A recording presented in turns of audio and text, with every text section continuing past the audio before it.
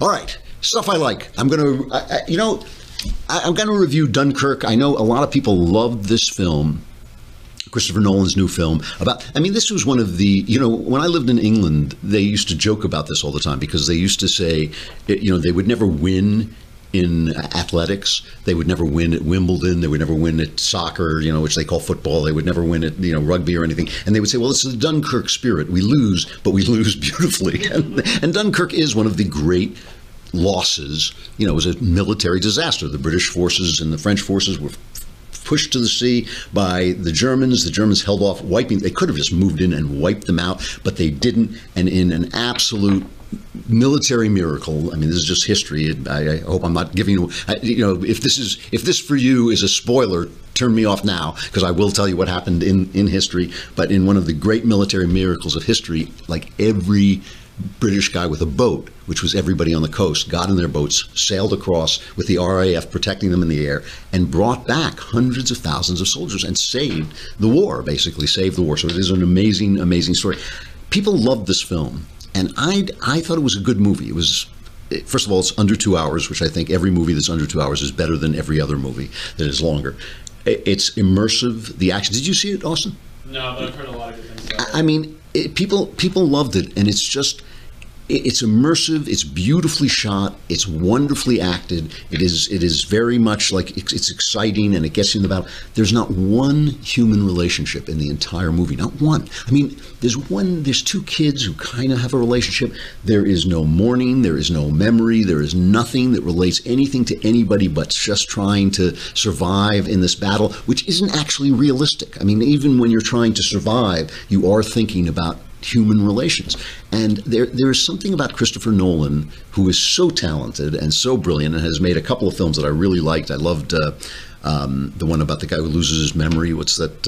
Memento? Yeah, Memento. And I loved the Dark Knight film and all that. And I love the fact that he's obviously a conservative. And one of the things I liked about Dunkirk is that it is an openly patriotic film, although they never mention. It starts out with a thing that says the enemy has pushed the troops to the sea, and you think the enemy would be the Germans. The enemy had a name, but he doesn't do any of that. But it is an openly patriotic and openly pro-Western film, and I like that. So it's a good movie. It's a good movie, but it is kept from being a great movie by a problem Nolan has with his sterile approach to humanity. He has not yet learned to tell a story about the way people feel about each other, and that's what stories are about. Stories are not just about this guy did this. You know what this was? It was like a dramatized documentary. It was a dramatized documentary, so well dramatized. So anyway, if you want to see, since we're talking about stuff I like, I think I've recommended this once before, but it's worth saying again. If you want to see a really fine film about war, take a look at The Dawn Patrol, 1938. This is it's Basil Rathbone, David Niven, and Errol Flynn. Errol Flynn is the big star of this. It was written by a guy who was an American writer, John Saunders, who said to the fact that he couldn't get into combat as a flyer with the U.S. Air Force, so he wrote about this. And what I've always loved about this film is it's almost a comedy about the fact this is World War I.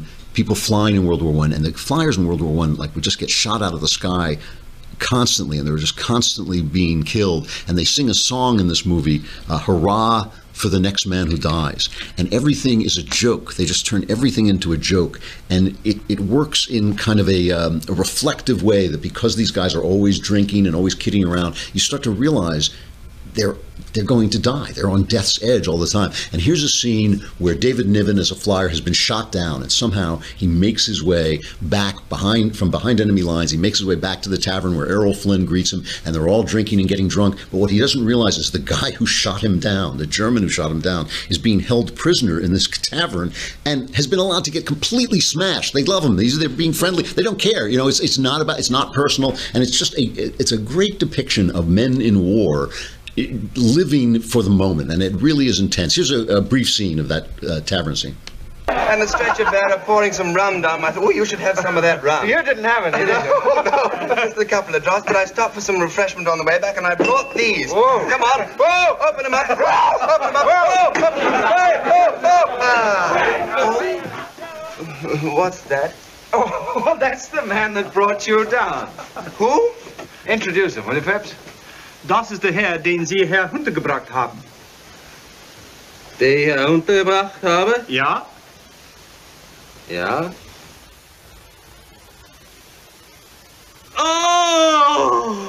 Oh! Das ist mir ein ganz großes Vergnügen. Das freut mich aber sehr. Du bist mein Freund. Verstehst du? Du bist mein Freund. What's he say? As I don't know. Right. He just wants him to have a drink. Oh, drink.